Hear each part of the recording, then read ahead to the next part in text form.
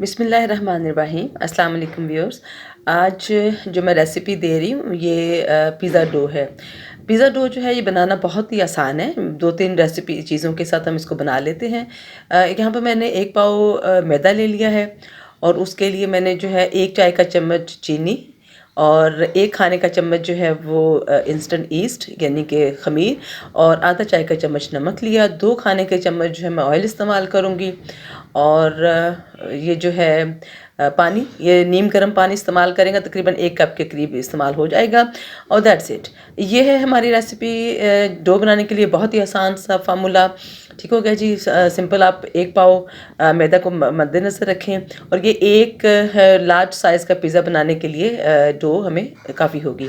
तो मैंने मैदे के अंदर सारे जो ड्राई इंग्रेडिएंट्स थे यानी कि नमक था, चीनी थी और ख़मीर था और साथ में मैंने ऑयल को मिक्स कर लिया। इन सब चीज़ों को अच्छी तरह से मिक्स कर लेते हैं। मिक्स करने के बाद जो है अब हम जो थोड़ा सा गुनगुना पानी हमने लिया हुआ है, नीम गर्म पानी है जिसमें हमारी उंगली जो है यानी हमारा हाथ नॉर्मल टेम्परेचर पे डूब जाए, तो यानी हमें गर्म ना लगे, क्योंकि अगर हम बहुत ज़्यादा गर्म पानी इस्तेमाल करेंगे तो उससे ईस्ट जो है वो डेड हो जाता है, यानी मरने का ख़तरा होता है और ईस्ट एक्टिव नहीं होगा।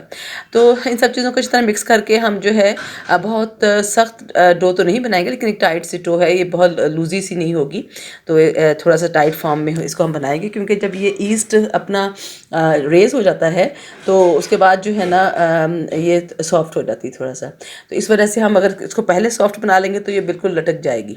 ठीक हो गया जी।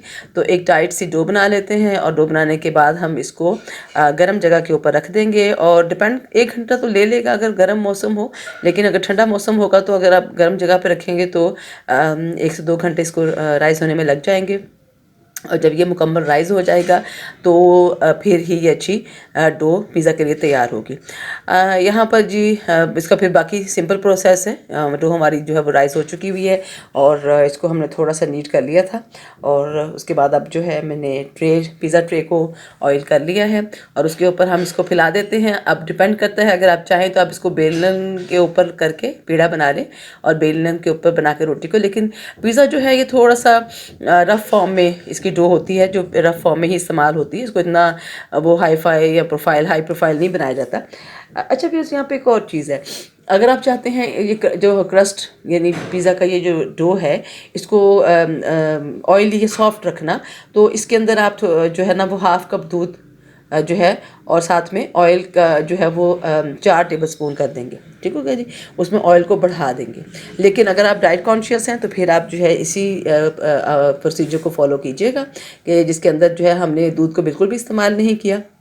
लेकिन अगर आप उसमें फिर हम पानी को थोड़ा कम कर देंगे और रूम टेम्परेचर या ज़रा सा जो नीम गर्म बिल्कुल दूध होता है जैसे जिसमें उंगली डुबो सकते हैं उतना हम दूध इस्तेमाल कर लेंगे।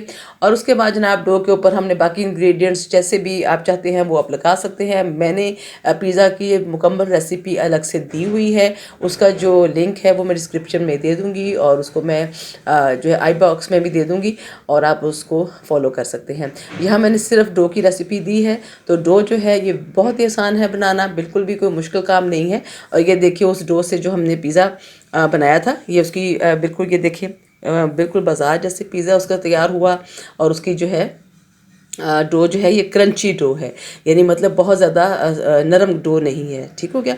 तो मैंने आपको क्लियर कर दिया कि इसमें अगर आप ऑयल और दूध की मिकदार डाल लेंगे उसमें तो ये सॉफ्ट हो जाएगी।